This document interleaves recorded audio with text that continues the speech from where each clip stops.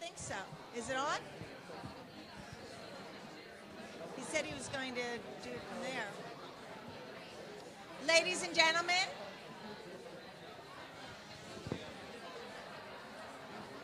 please take a seat. We're about to begin. Oh, no? How's that? Yes, perfect. Ladies and gentlemen, please take a seat. We're going to begin like in 2 seconds.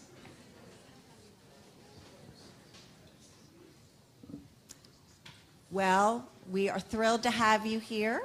I recognize many faces in the audience, but a lot of faces I don't know. So for those that I'm meeting for the first time, I am Eileen Bluestone Sherman. And before I introduce myself, I'm going to make sure that everybody remembers again, while you took wonderful photos today, and you may be taking, later some wonderful video, absolutely no posting on social media until tomorrow. Understood? Okay. The other thing that I want to say is, at this moment, please, please, please turn off all cell phones, all other kind of electronic gadgets and gizmos, and let's... Exactly. And let's all live and enjoy the moment.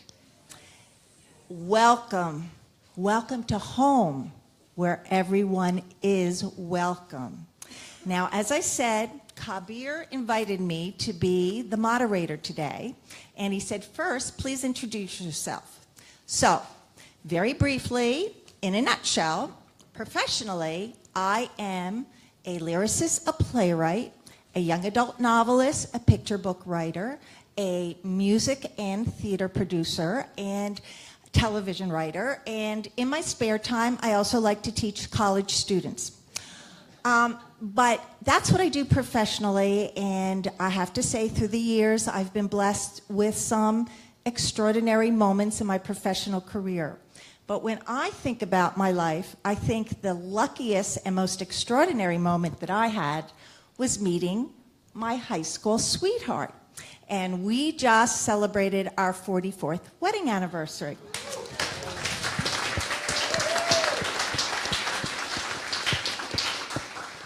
Thank you. Yes, it is an achievement. Anyway,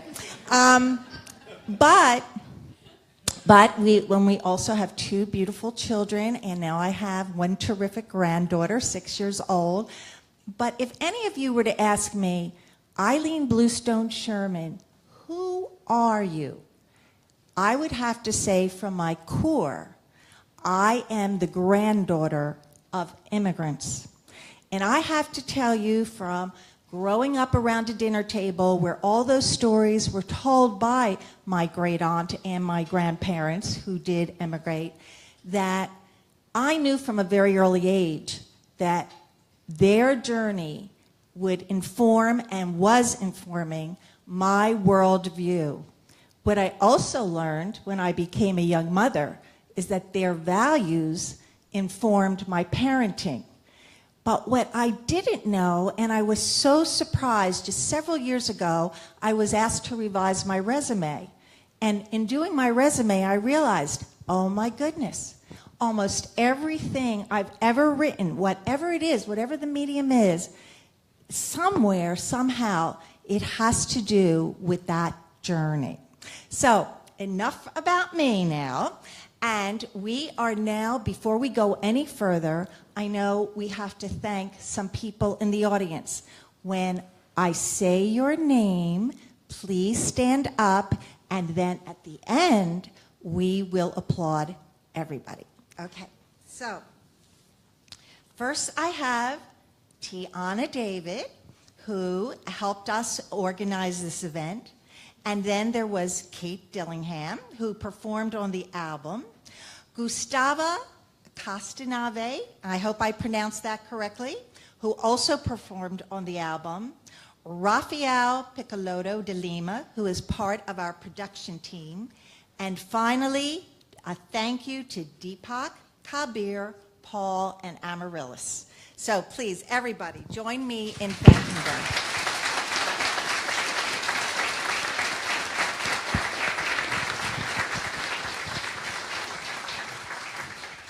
Now, as a writer, okay, I have great integrity about always revealing full disclosure. So when Kabir asked me to be the moderator for today, he said, "Don't worry, Eileen, I'm going to send you some talking points." Well, I have to tell you, Kabir is an outstanding writer, and some of the writing was very eloquent. So sometimes I'm actually going to read, and that's what I'm about to do. And so as they say in the theater world, I am on book.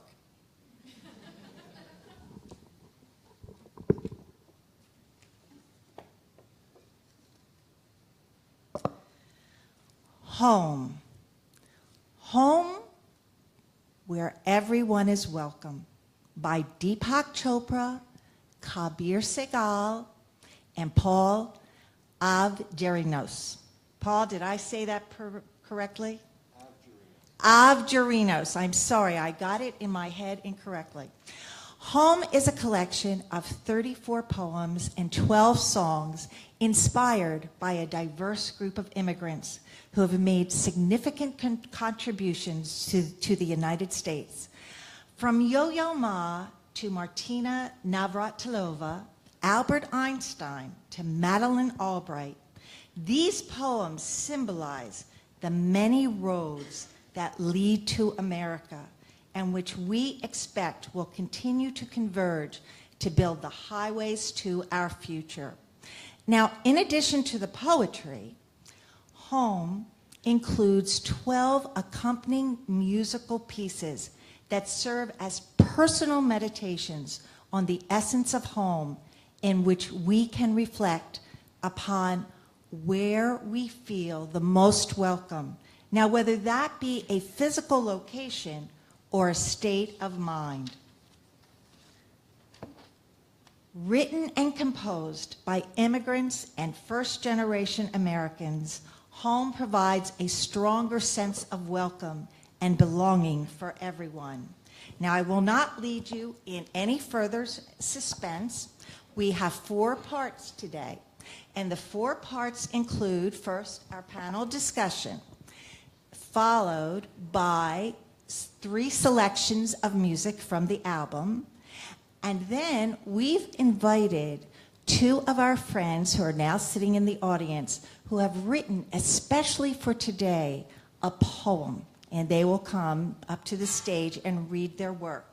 And finally, we will be guided in meditation by Deepak. So, now I'm going to read again, and this time I feel like I have everybody engaged, but now I am about to read the bios, and the bios are filled. They are filled with such wonderful detail that you really have to listen very, very carefully. I hope I do this justice. Deepak Chopra, well, he needs little introduction, but not that many know about his musical gifts. Deepak is an immigrant who was born in New Delhi, India, moved to the United States in 1970, and became a citizen in 1984. He is an American author, lecturer, and music composer who has contributed to 7 albums and written over 85 books, translated into 43 languages. Yes, including numerous New York Times bestsellers.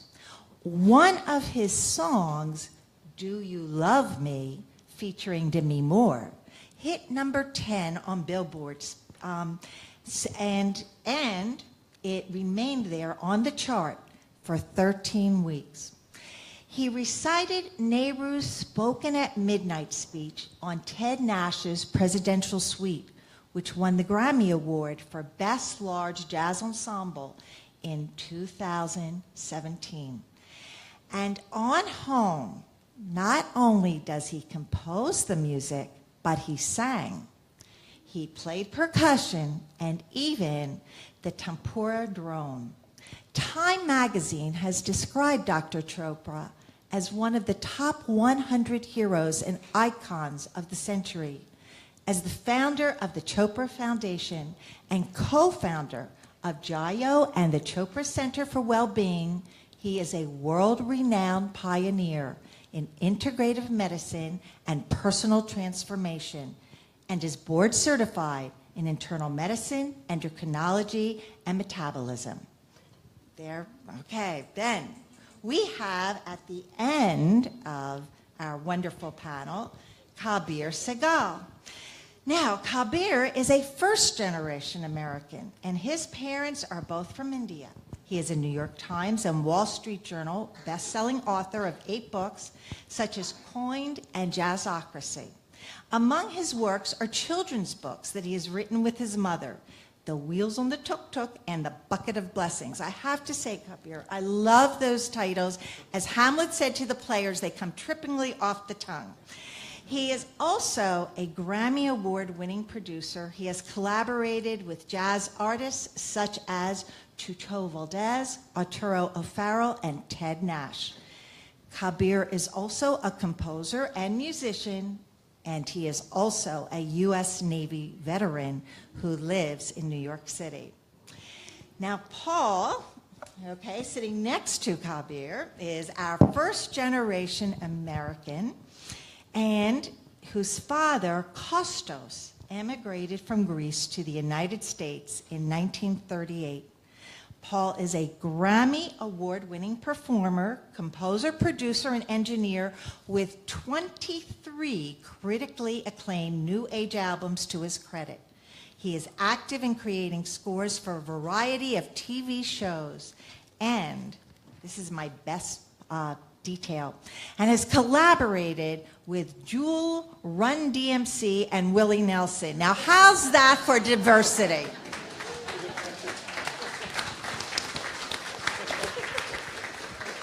He is a graduate of the Peabody Conservatory at Johns Hopkins University. And finally, sitting center stage is Amaryllis Santiago, who is also known as the Latin Phoenix. She is first-generation American. She is based in Illinois and performs as a solo artist and with multiple ensembles across many styles, including salsa, merengue, jazz, and even country. Her music has hit the tropical Latin charts. She has released 3 albums and also written a book entitled Poetry from Within. On Home, she is featured on the track Survivor, which is inspired by William Jimeno, a Colombian-born American immigrant who was a police officer who survived the September 11th attacks. Now, let's give a round of applause.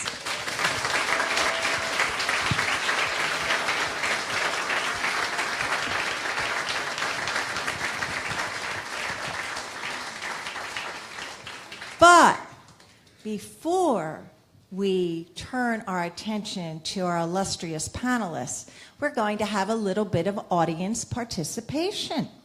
So, who in our audience is an immigrant? If you are, raise your hand.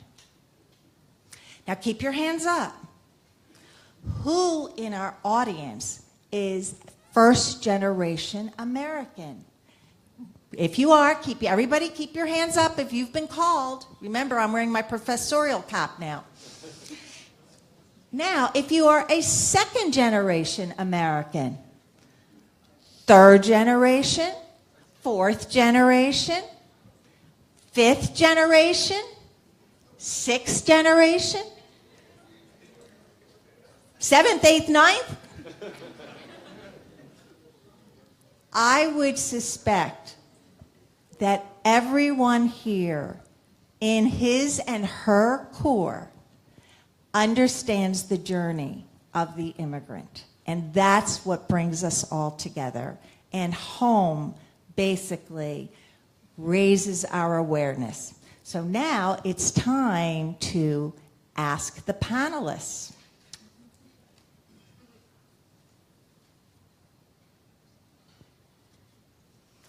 So, Deepak, why did you create home? Because Kabir asked me to. Hey!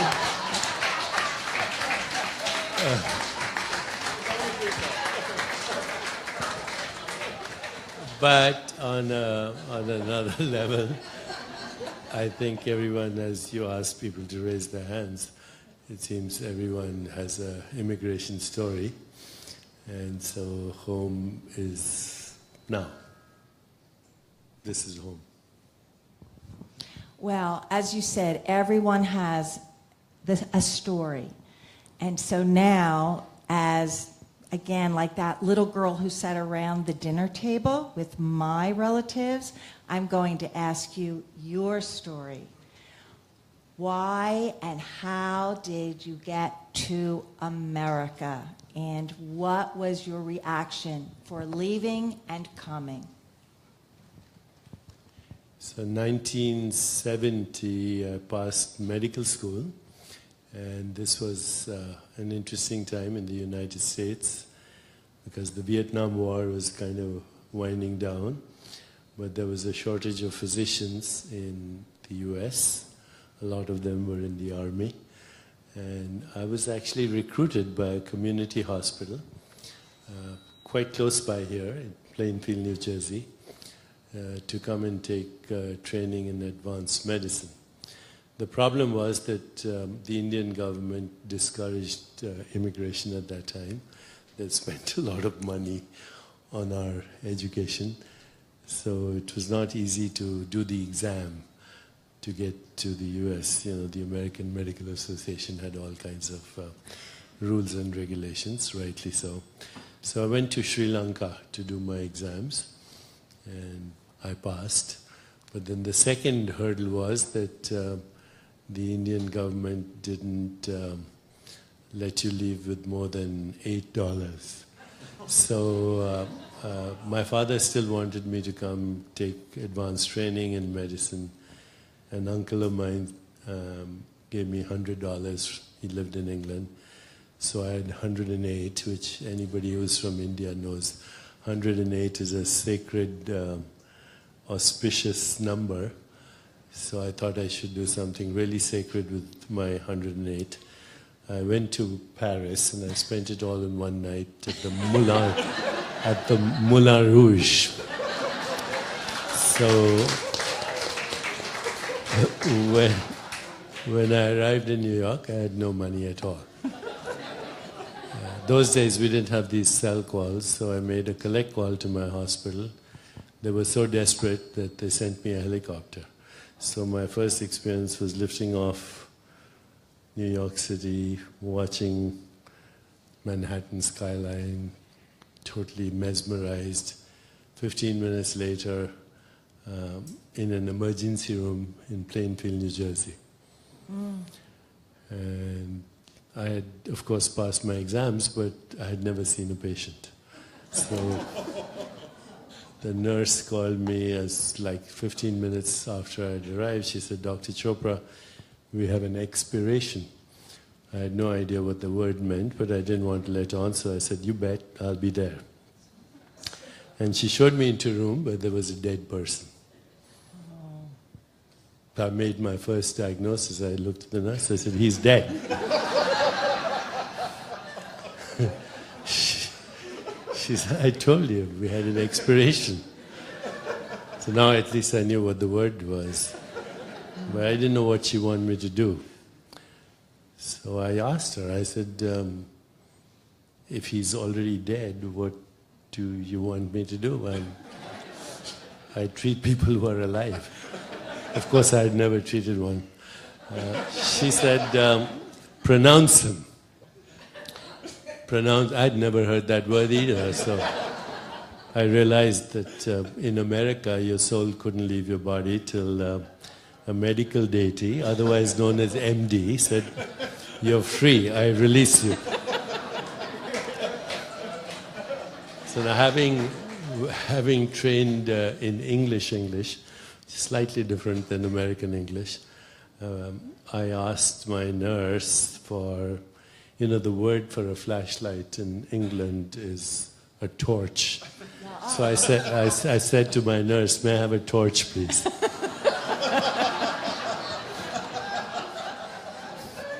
So by this time, there were other people outside. So my nurse looks at the other nurse and she said, he wants a torch. And she kind of sized me up and down. She said, maybe he wants to do a cremation.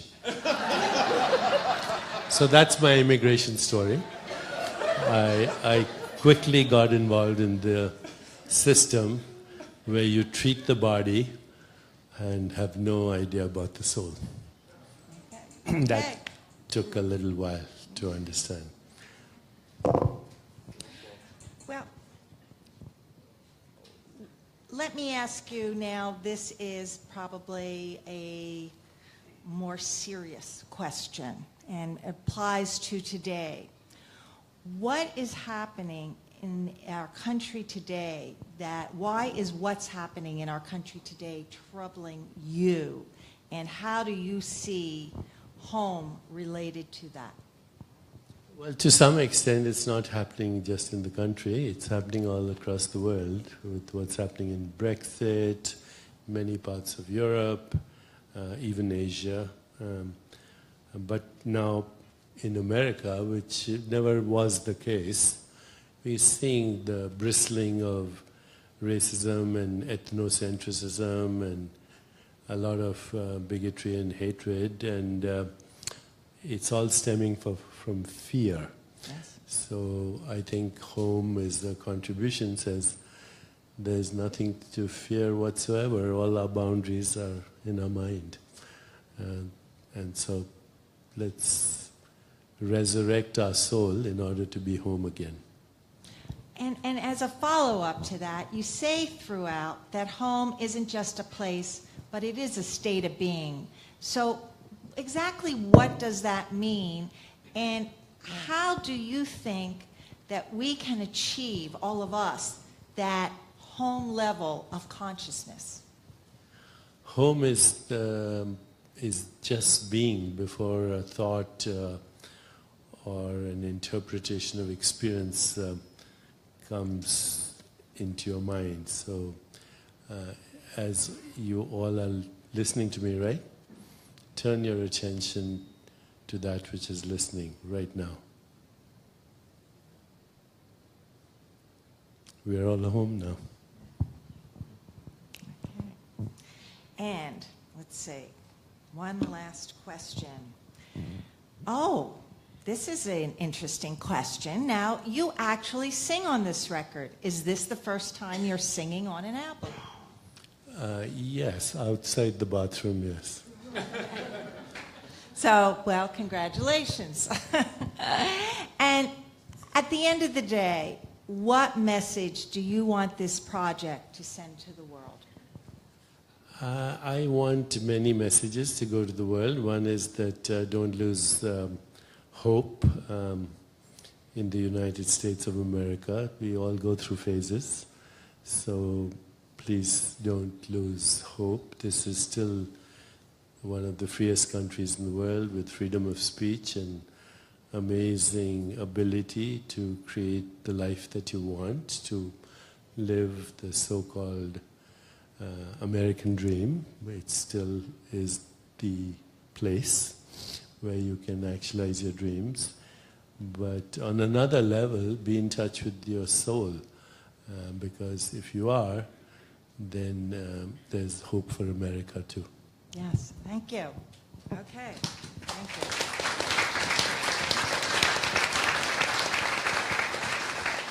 you. Okay, Kabir, you're up to bat. So tell us your father's journey to America. Right, so my father, he left India. You can probably relate to the story a bit. He left India and he wanted to get an education in America. And his mother sold all of her jewelry, her rings and necklaces, to pay for the money to buy a ticket. And so he bought a ticket They were supposed to go through the Suez Canal up to England, all the way up to the United Kingdom. But the Suez Canal was closed, so he took a plane, and when he arrived at the airport, his luggage was 18 pounds overweight in the New Delhi airport, and he had no money. So he went to the restroom, opened up his bags, and put on 18 pounds of clothing. And so then he got on the plane, and it went from New Delhi to Birmingham, or to London, and it stopped in Khartoum, Sudan. And when he got off the plane, it was 118 degrees Fahrenheit, and he was sweating profusely. And to his happiness, the flight attendant said he could take off his baggage and take off his extra layers. So then he came to Birmingham. He ended up working in a Goodyear factory as a machinist. And one of his favorite stories I heard growing up was his manager came to him, and the area in which he was working in the factory floor was kind of dirty. And he saw there was another department of the factory was celebrating something. My dad said, "What are they celebrating?" So, "Oh, they're celebrating the Good Housekeeping Award."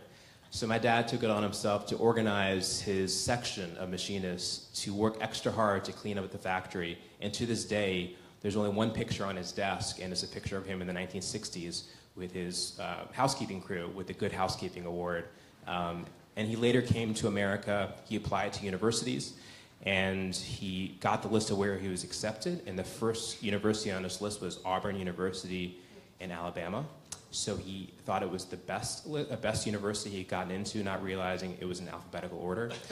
And so he ended up in the 1960s as a brown man in the segregated South. And he eventually started working in an engineering company, civil engineering company. And he moved up to become the chairman CEO of the company and turned it into the second largest engineering company in the world. And after that, he served as essentially the Secretary of Commerce for the state of Georgia. So I think about thank you.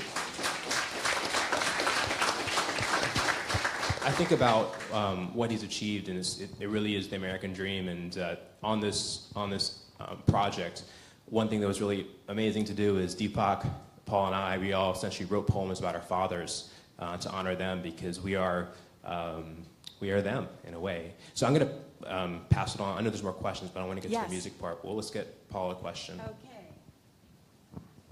Well, Paul, in continuing with our stories, our family stories, tell us about your father's journey to America. Sure. My father, Kostas, was born on the Greek island of Kefalonia.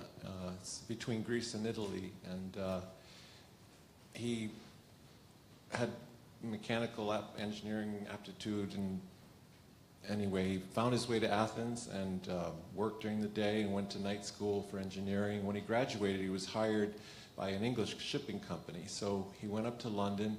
The first thing they did was put him on a freighter, the Nicholas DL, on its way to Portland, Oregon. And so this is my father's first world ocean freighter cruise, and they get through the Panama Canal, and he develops appendicitis. And he thinks he's going to die, but the captain won't let him off the ship because he doesn't want to lose his engineer. So he doesn't die, and the ship makes it through. They go around to Portland, and in Portland, he says, "Well, I've had enough with this." He jumps ship, gets on a Greyhound bus, and goes to Oakland, where his sister Marika was living, and she takes him to the hospital and takes care of him. And then World War II broke out, like that month. And the Nicholas DL was sunk by a German submarine on the way back. So here's my father in America, and he says, "Well, I got to learn English, so I'm going to stay away from the Greeks, so I can only hear English." And he learns English, and he gets his American engineering degrees, and makes his way to the East Coast, working for the defense industry, building the weapons to defeat Hitler and Hirohito. And meets my mother outside a movie theater in Woonsocket, Rhode Island. And he went on to have his own machine shop and employ 20, 30 Americans, so exactly the same. It's the American dream. Anything's possible. And such an inspiring figure and an inspiring story, All my life I've tried to fill his shoes, the quality of that hard work and devotion.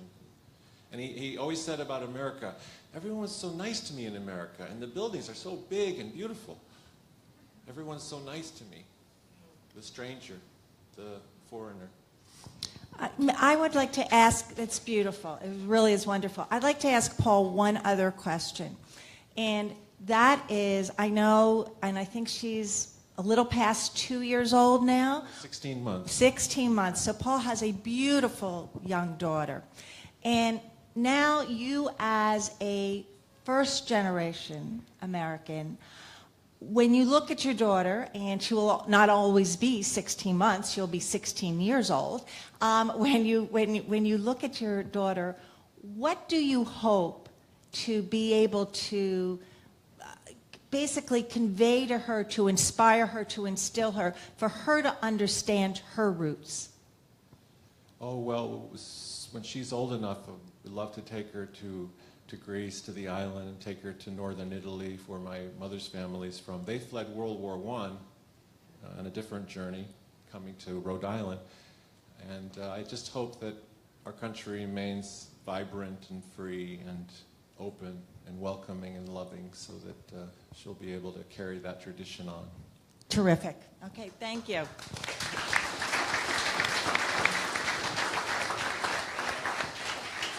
And Amaryllis, who is also a first-generation American, tell us, because I do have two questions for you, and I want to get that second one in. Tell us about your own family's journey to the United States. Well, my family, my daddy emigrated, which means that in Puerto Rico, we're allowed to travel freely within the 50 United States after 1917. And he emigrated probably with $10 to $15 in his pocket, flew to Lebanon, Pennsylvania, and left my mother back in Puerto Rico. And then he started working in the chicken plant. He had a second grade education, and then he brought my mother over, who had a 7th grade education. And they started working in a sewing factory and the chicken factory, and they raised us on $1.75 an hour. Yes, okay. But they did a good job. Thank you. But here is another question which I really wanted to hear the answer to. You sing on a track entitled Survivor on the album, inspired by William Jimeno. What does it mean to you to be featured on this track, to be featured on this track? Well, that's a very deep question, and probably another half an hour story, as I shared with Kabir. But really quickly, when I thought of the word survivor, many of us tend to think that we survived something and we're looking out on the other side. And I thought about it differently. I thought about it being something gut-wrenching, a process that was so ugly that when I was actually singing the vocalization, I had to stop a few times because I actually was crying, because to survive something in that moment brought out a lot of emotions. And so that, being a part of that process was very humbling, because, you know, I'm so used to saying, yeah, I survived that. But then when I heard of the word survivor, I'm like, oh my gosh, this is something different, is what I felt in my spirit. It was something different. And that's really good to remind us that that is the double side of it. So now it is my pleasure to hand the program over to Paul, who is now going to introduce the music section of our event. Thank you so much. Thank you. Excuse me. I just got to get this thing. Sorry, I just wanted to get my paper here. And thank you so much for coming. We're going to do 3 poems from the book and album. And what you heard when you came in was the actual album playing.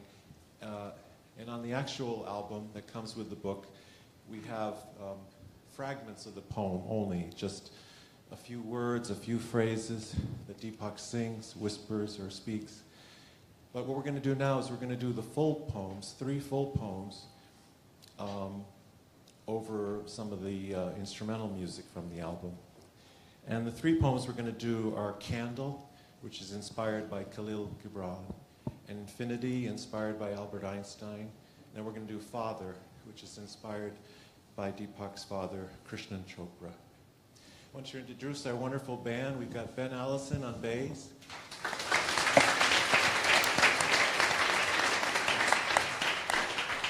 Pete Calandra on keyboards. We've got Chembo Corniel on percussion. We've got Leonardo Lassan on keyboard. And of course, the lovely Elaine Romanelli on vocals.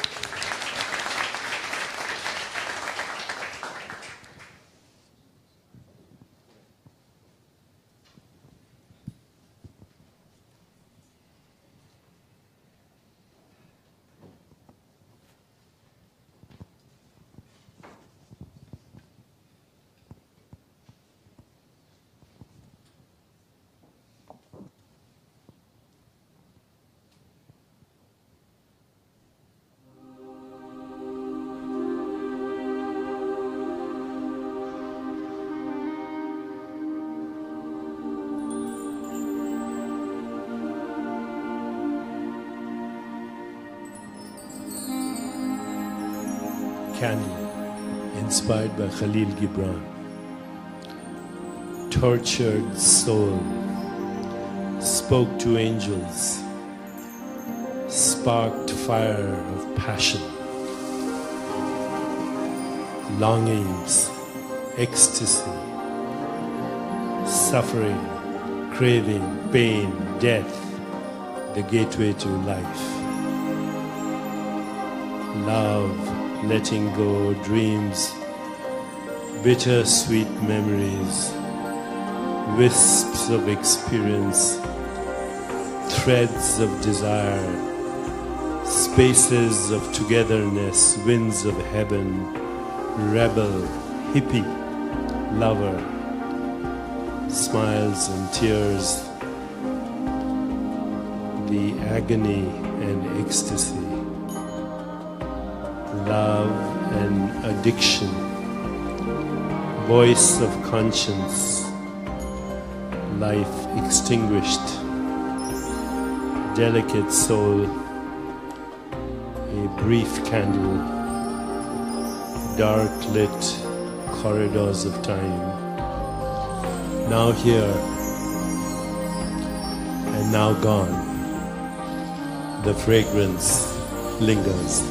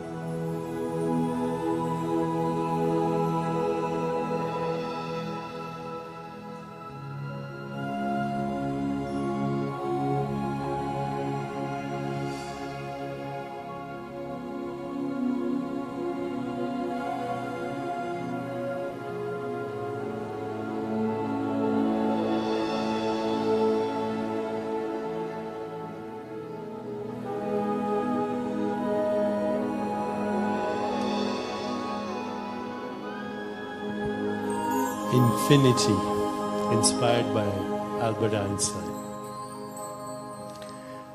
Space-time asked matter to move.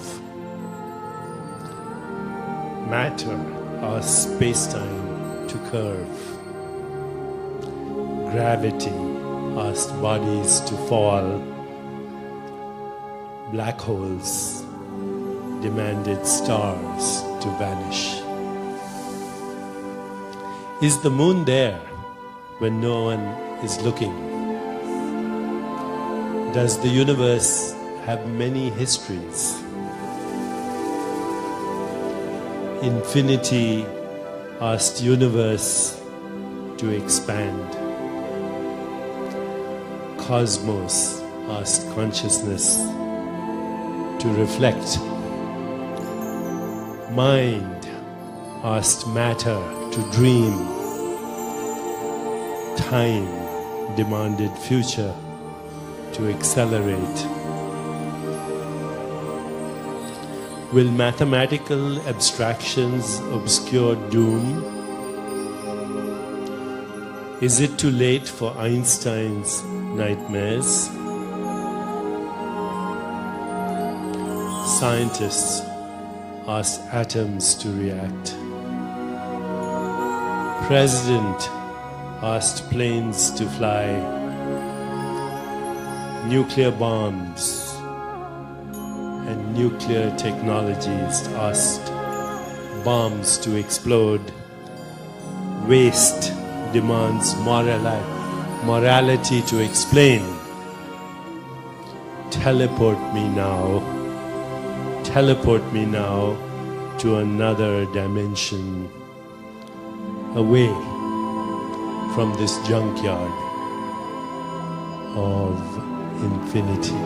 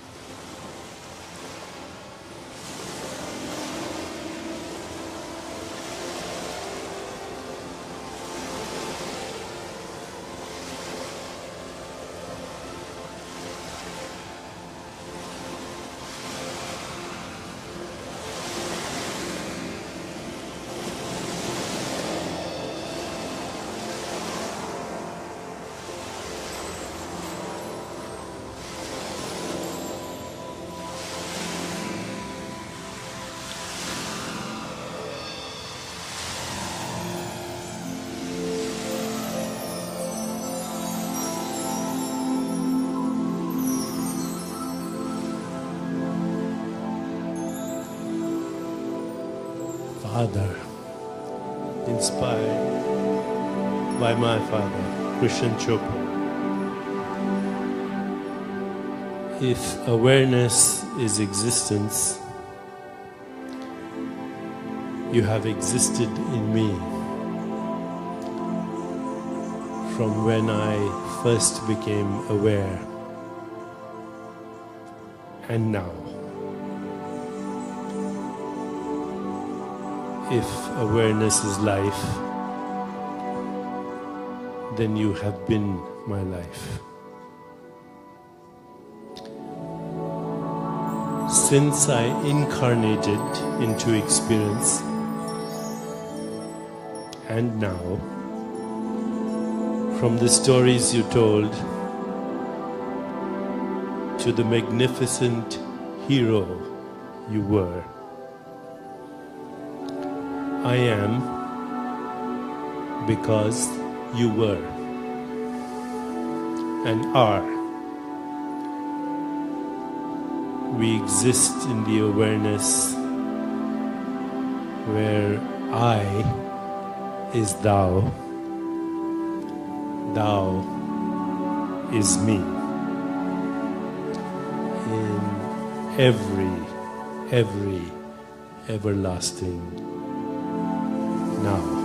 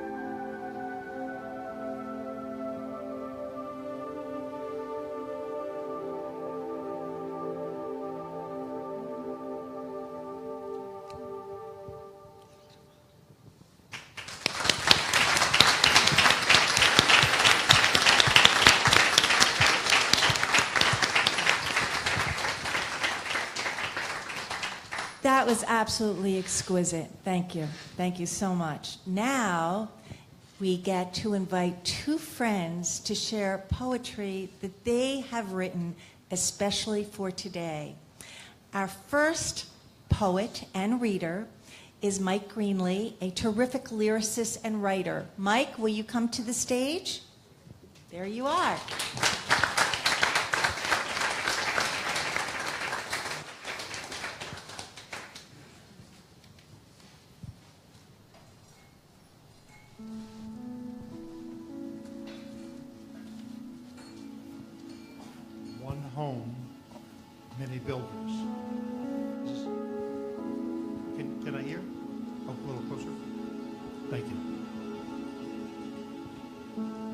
Where did I come from? How did my ancestors view the world? Leading lives I'll never live, in homes I'll never know. Latvia, Germany, Russia, Poland, mostly just names to me, places I'll never see. But what's been clear across the years, from the time I was a boy, is how much they cared, seeking freedom in the air, ready to find it anywhere, with a new home of their own. They came here. Now it's up to me to be the best that I can be. Memories of grandparents from my youth, inspiring my own quest for truth. I've heard how hard they worked, of the duties they never shirked. A humbling context for my troubles. Whatever burdens I bear, so much less than theirs. I will continue to do my best to honor the path they set, doing what I can to improve the earth in memory of those who gave my life birth.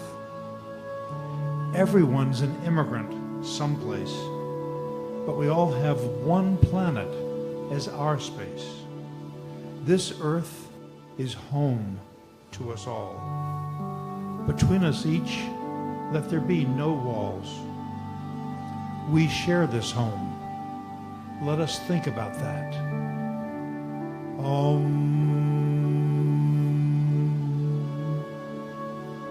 Thank you.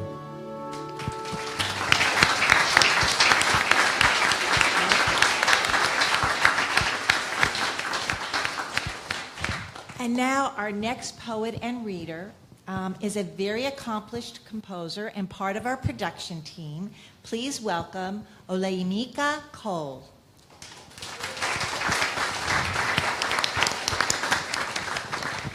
Thank you. My name is Olayimika Cole, and I've been invited to recite this poem. I just wanted to say this is a really beautiful space, and I'm really enjoying this afternoon and the music especially. And I would just like to say that invite you all to, if you're able to feel comfortable to close your eyes while I'm reading this poem. And the reason why I'm asking you to do that is because too often immigrants are unseen and invisible. Turning doors. In fear and in wonderment, I migrated from the secret meeting place of my Yoruba ancestors and troubadours. In my mother's womb, my arm. Spiritual immigration needs no paper validation. It has no borders, no green cards, no red cards, just pure imagination. With a projected cry dispersed in curiosity and confusion, I migrated to a foreign land known as London. A city paved in the dignity of golden dreams. I learned to trade my mother's tongue for the Queen's, for else they will ask, where are you from? Oh my dear London, who could ever leave you? But my curious feet got the better of me, to see the depths of the Grand Canyon, to the heights of the Golden Gate. This land is your land to marvel, to decipher and recreate. London town now says, I've deserted her. Lagos City claims, I never knew her. I have become a foreigner to my heritage. So I turn back the January doors, witnessing the ice fall on a mother's labored back, and the falling green flames of the immigrants' Tower of London. People who hoped for a better life. Fear gives birth to strife, yet immigration gives birth to innovation.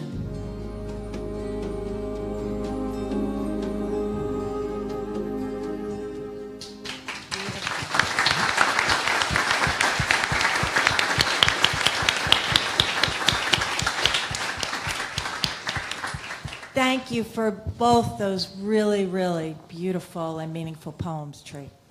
And now we get to have Deepak lead us in guided meditation. So let's close our eyes. Keep your back relatively erect. Feet on the ground. Hands open in your lap. And let's begin with just observing the breath.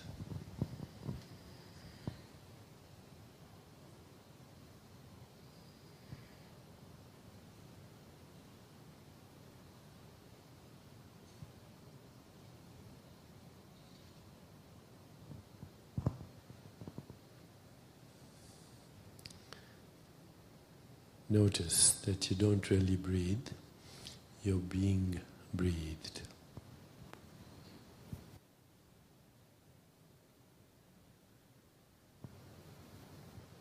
Breath is effortless, as life is meant to be, effortless.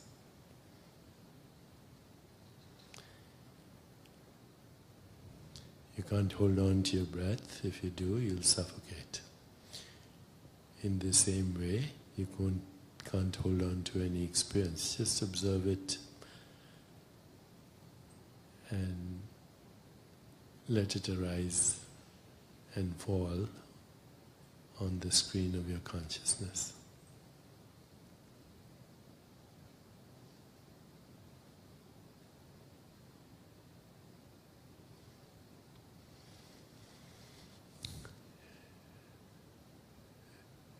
Now please bring your awareness to your heart and mentally ask the question, who am I? Who am I? Not looking for answers, but allowing any sensation, image, feeling or thought to spontaneously come to you.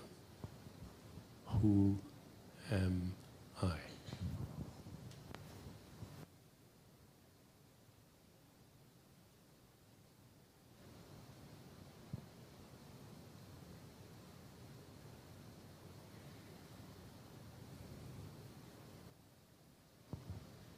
And now mentally ask the question, what do I want? What do I want? Once again, allowing any sensation, image, feeling or thought to spontaneously come to you. What do I want?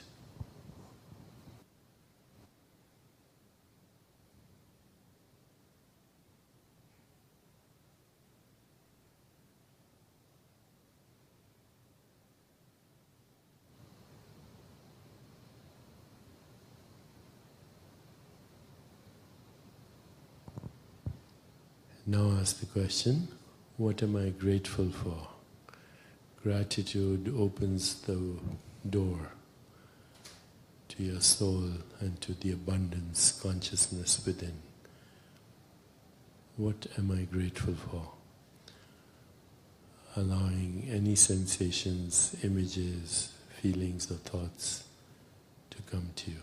What am I grateful for?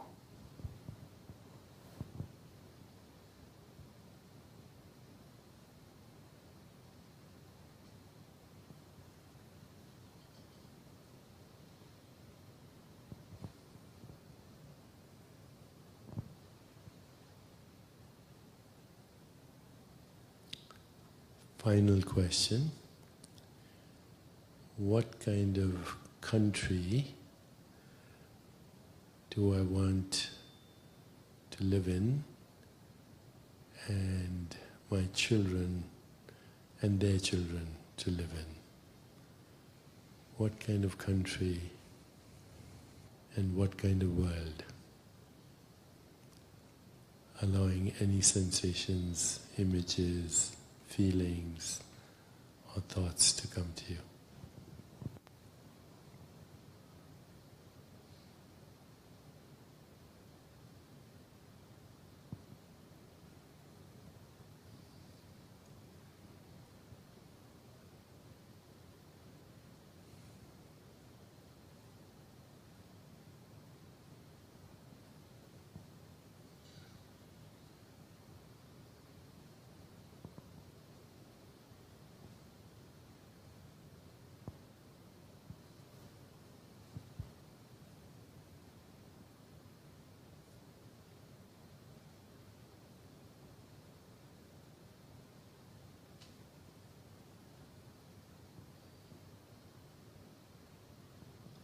What kind of freedom do I want my country to wake up to?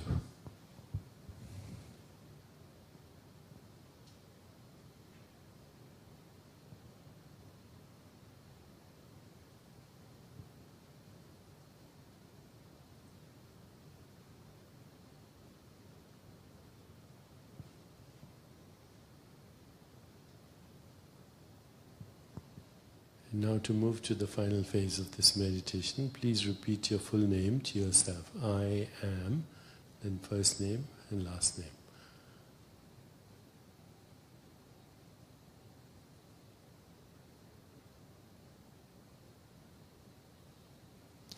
This time, allow your awareness to fill up with all the experiences associated with that name. All the things that are happening in your life right now. Allow them to fill up your awareness in the form of sensations, images, feelings, thoughts.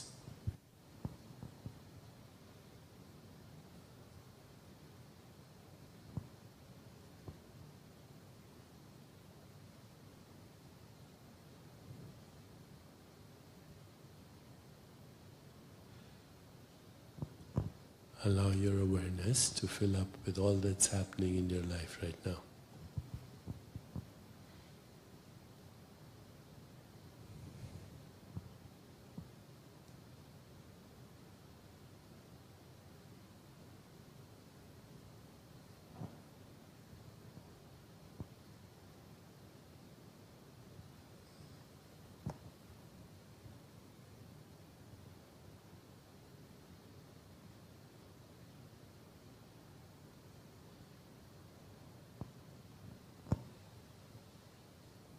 And now drop your last name and just repeat your first name. I am Deepak. I am Sarah. This time, allowing your awareness to fill up with memories of childhood. Allow your awareness to fill up with any experiences from when you were a child.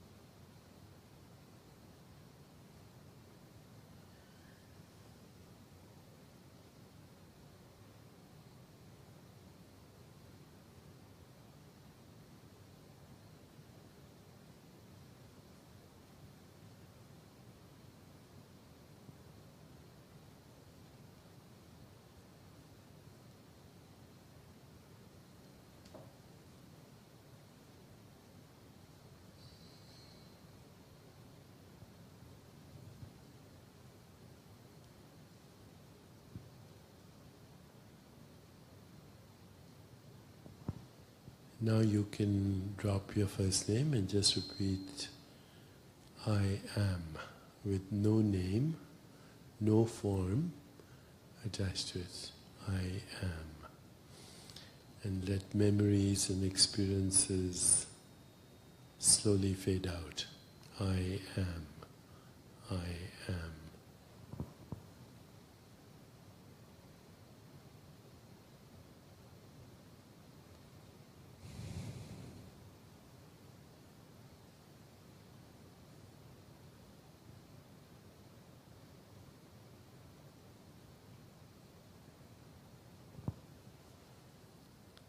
Now if you want, you can replace I am with the mantra aham, aham, which is the vibration of existence. Aham. Aham.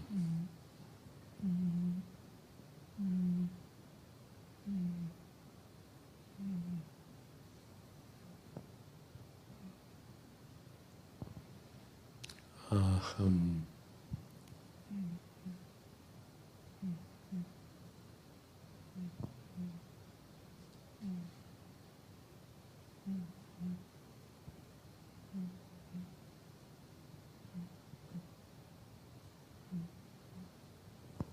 finally, let go of the mantra and just rest as existence.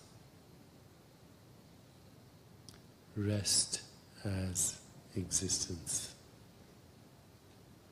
Rest as awareness.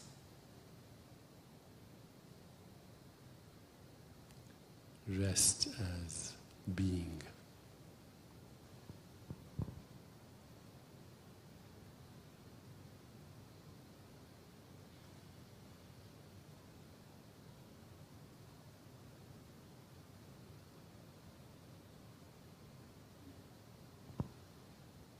Just to be is to be at home.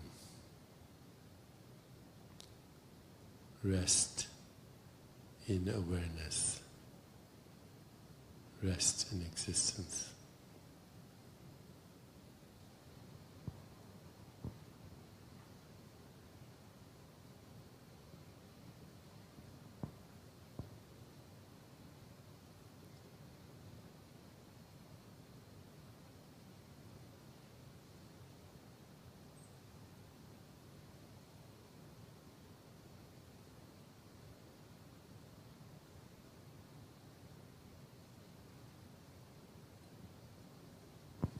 Before we come out of the meditation, just know that being is who we are.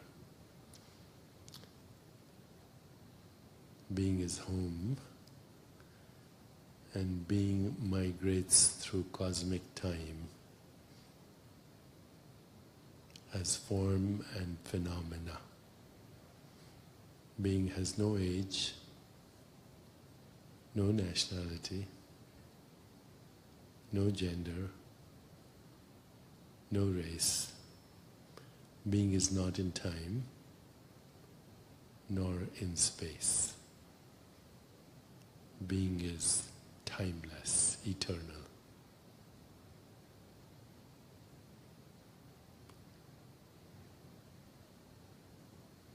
Rest in being.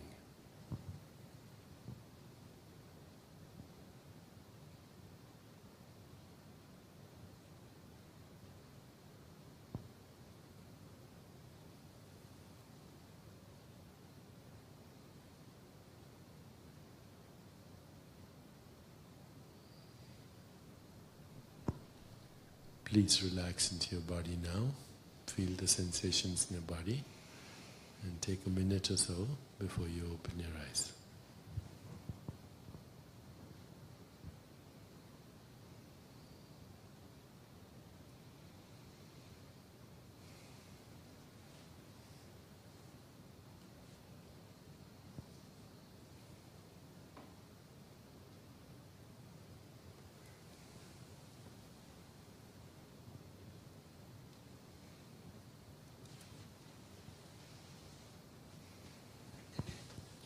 You may now open your eyes. Thank you very much. Thank you. Well, that concludes this really, for me personally, a very memorable event. We thank you so much for coming. I think we still have a little time that we invite you. I know we all need to be out of here by what time, Kabir? 6. We need to be out of this room, our space, by 6 o'clock. But until then, please chat among yourselves, share your stories with each other. That is really the reason why we're here. Thank you. Thank you for coming.